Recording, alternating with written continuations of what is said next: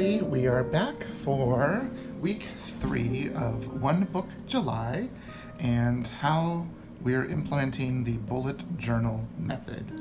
Now, as you can see, I am still in my little micro Foxy Fix Traveler's Notebook. Nothing has really changed. I have my stencils here. Actually, I have one sitting out. Let me grab it. So I have my stencils, my monthly calendar from Vicky Dory Designs has stayed the same. Here we are, the last full week of July. Next week has just a couple of days. This right here is the kind of the heart of it, which is acting as my bullet journal. So let's dive right into that. So last week, we ended here on Sunday, July 14th. And as you can see, I've been writing quite a bit in here. I've used just a few stickers, not a lot of stickers. And something that I started to do, because this notebook is so small, sometimes a collection might be over a spread that's more than 2 pages, and then sometimes it isn't. And something that I started to do is I started to use a highlighter. Like here is something about an upcoming video about Arteza pens, like water brushes, and so I highlighted and highlighted, and then I decided to put a little thing here because this marks or signifies the end of my page. And then I've got some other random notes. Like here's my notes for One Book July 2019, week 3, and there we are. So it's on those 2 pages. And then I've got some other notes. But another thing that I started to do is with a notebook this small, the threading that Ryder Carroll talks about in his book is important, but it also makes it a little bit difficult because of, number one, just the sheer number of pages. This insert has 160 pages. And due to the size of it, the threading would take up, the whole bottom line of the page. So I decided not to do that. I think next time I probably would, and I would probably write the page numbers a little bit smaller. All I did with these is I used my Hobonichi stencil, just so that way I could get a little bit of uniformity. Like there's the 6 and there's the 3. And this stencil I have had since 2015, and you can see I have some, cello Scotch tape holding it together, and it's starting to fall apart. So something that I will need to get is a new Hobonichi stencil.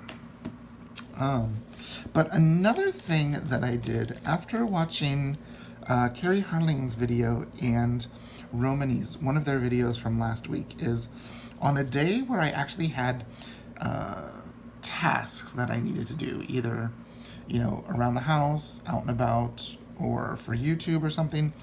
If there was an open task on that page, I would put a box at the bottom of the page to signify when I'm doing a review that there's something on there I need to look at, and I need to decide, am I going to migrate it forward to another day?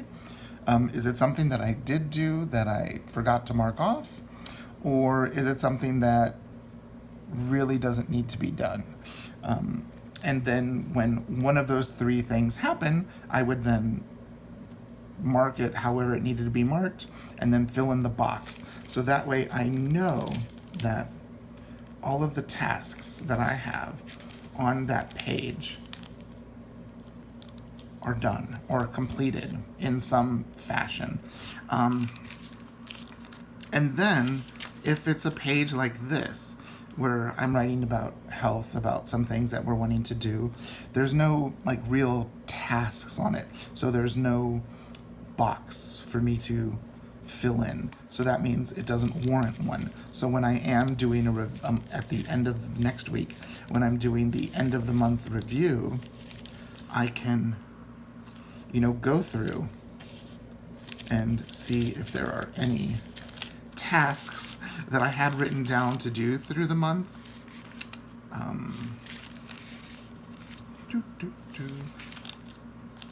Like here, there's a YouTube video that I want to do. So that one hasn't been completed because I haven't filmed it. I actually haven't even spent much time thinking about it. So that means that's something that I would forward into my August.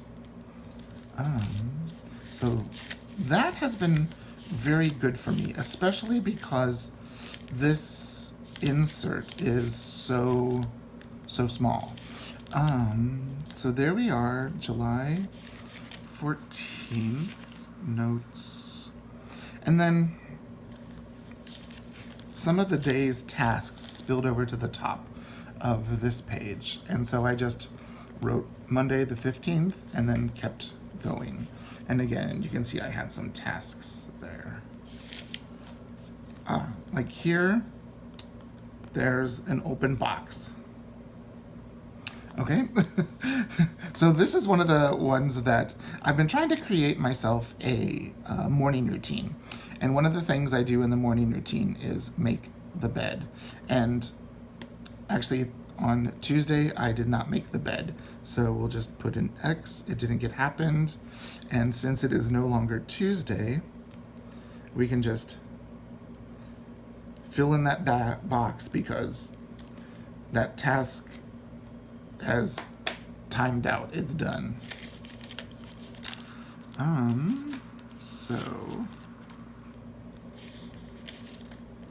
And I wanted to see, if you look at these pages, the different stencils that I have from Hobonichi, I wanted to see exactly, what do they look like on a page. So you'll see each of the different stencils. I think the others are back here somewhere. There's 2 of them. Anyways, so let's see. Oh, there's the other 2. Something I also have wanted to start is to create a color coding system. I wrote down some of the things that I need to do in there and possible colors for them. So one of them is YouTube. I chose the red because the YouTube little play button is red. The University of Tulsa and Tulsa Community College, they're both teaching. And so I just chose the same blue because blue is the school color for both. The Tulsa Symphony Orchestra, a lot of our logos have I guess like a limey sort of a green, so I chose a green. Something for myself, for Chad or Seamus, I chose purple because that's the husband's favorite color. And then for Temple, I just chose an orange highlighter because it was the last one I had out. And then I just chose a couple of other colors that I thought I might like. And I'm going to try to see if I can apply this color coding system for future months. I mean, I have the complete set of mild liners. I might as well use them. And this at least gets me using 1, 2, 3, 4, 5, 6, 7, and I've got a gray one out. So it gets me using like 8 of them at the moment. So that's a good thing. So I've just been using it like normal. I've been writing lots of random thoughts and ideas. Again, you'll see there's an open task from Friday. I haven't gone through my craft and planner supplies about what I want to get rid of, so that will get forwarded to next week. Just some quotes that I wrote down, some things that I want to do. I was reading some interviews on the Baumkuchen webpage, and these are some Instagram accounts that were recommended. And so I've created a list there. Some of them I was following, and a couple of them I wasn't. So it was interesting to see some quotes, some more Instagram. Let's see, that was Saturday. All of the tasks from Saturday were completed. I got some Arteza pens, so that's what some of this is for. Some general notes that I'm going to put into a future video. So let me double check. Bottom of the page. The color coding. Something that I want to do is I want to create a better key. I've been using something very similar to the key from the original bullet journal method, the one that Ryder posted online, not the modified one in the book. And I physically like the boxes. I know he uses a bullet point now, but I physically like the box, so I can fill it in, check it off. I really get a little sense of accomplishment doing that. I don't know, putting an X over a dot doesn't do that for me. But one thing that I want to do is I want to create a key, and I want to put it on a Post-it note. So that way I can just, as the days and the weeks go by, I can migrate it forward. So that way I will have it always close by. I want to have one at the beginning of the book, but still on a Post-it note until it's finalized, but one that I can, migrate with me. So that's one thing that I do want to try doing. But something that I did learn is I've been using this teeny tiny little notebook for 4 weeks now. I started on June 24th, and it is the 21st of July. So I've used this for almost an entire month. And it really goes to show that you can make any size work for you. Now, one thing that I did was I kept all of the bullet journaling and the work and the businessy type stuff in this dot grid. I do like to doodle, I do like to journal, and I knew 160 pages just wasn't going to be enough for all of that stuff because of the sheer size. I mean, it's 2.75 by 4. So when you open it up, it's almost the size of an A6 piece of paper. So I knew it wasn't going to be enough for that. And when you look at it, I'm at 129. That's the first blank page I have. So I've used 128 pages.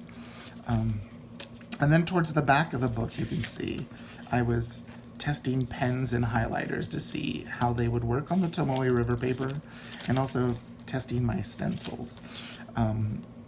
So I think that has helped to have this extra little insert at the back be the one that I use for journaling and arting. And I have done quite a bit. There's been a lot of interesting videos I notice go around YouTube and Instagram lately about journaling and not wanting to journal but wanting to journal and all of that. And I'll have a video coming up about some of my thoughts about all of that stuff. But I was planning out how I want to modify my Midori Traveler's notebooks and potential cost for that. Just some journaling. There's a lot of pages in here where all it is words on page with no color. Now, there is a few pages with color, some diagrams on what I want to do, and like here's something I did today. It's a cute little kind of Chibi Winnie the Pooh, and I used some new markers that Arteza sent me. They're brush pens. They kind of remind me of the Zig brush pens and the or brush ink pens, or the Kuretake ones, where you can use them like watercolors, and expect a video on them soon. So you can see I've also used this for just samples to see how different art mediums work on this thin Tomoe River paper. These are some more. This is another set of marker pens that I was sent by Arteza as well. So I think having this be its own separate entity for all the journaling and the art has actually been a good thing for space management and also for time management. So when I'm in the dot grid, I know that it's work, it's business, it's that type of stuff. When I'm in this plain journal with no lines, no grids, no dots, that it's kind of like it's me time. It's I can sit down for 15-20 minutes and do a little Winnie the Pooh sketch, or I can just pour some ideas onto the page, or just what I'm thinking for that day, whether it's important or just drivel. It's my journal.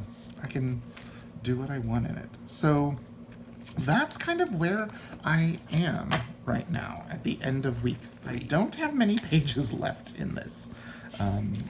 Let's see, we have 157 to 129. So I've got like 30 pages left, maybe. So I know that definitely will not last me till the end of the month.